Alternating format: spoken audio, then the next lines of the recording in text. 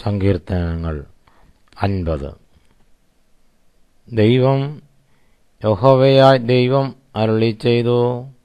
സൂര്യന്റെ ഉദയം മുതൽ അസ്തമയം വരെ ഭൂമിയെ വിളിക്കുന്നു. സൗന്ദര്യത്തിന്റെ പൂർണ്ണതയായ സിയോനിൽ നിന്ന് ദൈവം പ്രകാശിക്കുന്നു. നമ്മുടെ ദൈവം വരുന്നു, മൗനമായിരിക്കയില്ല. അവന്റെ മുൻപിൽ തീ ദഹിപ്പിക്കുന്നു. അവന്റെ ചുറ്റും വലിയൊരു കൊടുങ്കാറ്റടിക്കുന്നു. തന്റെ ജനത്തെ ന്യായം വിധിക്കേണ്ടതിന് അവൻ മേലിൽ നിന്ന് ആകാശത്തെയും ഭൂമിയെയും വിളിക്കുന്നു.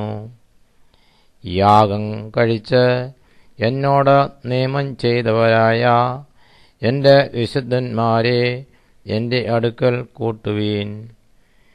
ദൈവം തന്നെ ന്യായാധിപതി ആയിരിക്കാൻ ആകാശം അവൻ്റെ നീതിയെ ഘോഷിക്കും. എൻ്റെ ജനമേ കേൾക്ക, ഞാൻ സംസാരിക്കും. ഇസ്രായേലേ, ഞാൻ നിന്നോട് സാക്ഷീകരിക്കും. ദൈവമായ ഞാൻ നിന്റെ ദൈവമാകുന്നു. നിന്റെ ഹനനയാഗങ്ങളെക്കുറിച്ച് ഞാൻ നിന്നെ ശാസിക്കുന്നില്ല. നിന്റെ ഹോമയാഗങ്ങൾ എപ്പോഴും എൻ്റെ മുൻപാകെ ഇരിക്കുന്നു. നിന്റെ വീട്ടിൽ നിന്ന് കാളയെയോ നിന്റെ തൊഴുത്തുകളിൽ നിന്ന് കോലാട്ടുകൊറ്റന്മാരെയോ ഞാൻ എടുക്കയില്ല. കാട്ടിലെ സകല മൃഗവും പർവ്വതങ്ങളിലെ 1000 ജന്തുക്കളും എനിക്കുള്ളവയാകുന്നു. മലകളിലെ പക്ഷികളെ ഒക്കെയും ഞാൻ അറിയുന്നു. വയലിലെ ജന്തുക്കളും എനിക്കുള്ളവ തന്നെ. എനിക്ക് വിശന്നാൽ ഞാൻ നിന്നോട് പറയുകയില്ല. ഭൂലോകവും അതിൻ്റെ നിറവും എൻ്റേതത്രേ. ഞാൻ കാളകളുടെ മാംസം തിന്നുമോ? കോലാട്ടുകൊറ്റന്മാരുടെ രക്തം കുടിക്കുമോ? ദൈവത്തിന് സ്തോത്രയാഗം അർപ്പിക്കാം. അത്യുന്നതന് നിന്റെ നേർച്ചകളെ കഴിക്കാം. കഷ്ടകാലത്ത് എന്നെ വിളിച്ചപേക്ഷിക്കാം. ഞാൻ നിന്നെ വിടുവിക്കുകയും നീ എന്നെ മഹത്വപ്പെടുത്തുകയും ചെയ്യും.